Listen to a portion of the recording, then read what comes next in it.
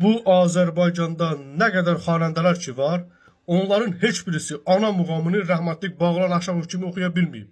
Biri çıxsın ortaya desin ki, falan muğanlı onu rəhmətlik Bağlan Aşamovdan yaxşı oxuyub. O olmayacaq, mümkün deyil. Düzdür, yaxşı sənətkarlar var, yaxşı xanəndələr var, o öz yerindədir. Amma mən sırf ana muğamından söhbət edirəm.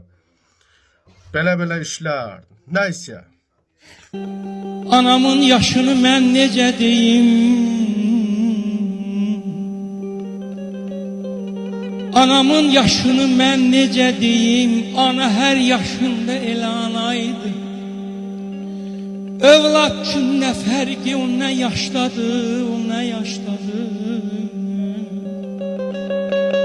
Dünya bir yanaydı, o bir yanaydı. Dünya bir yanaydı, o bir yanaydı.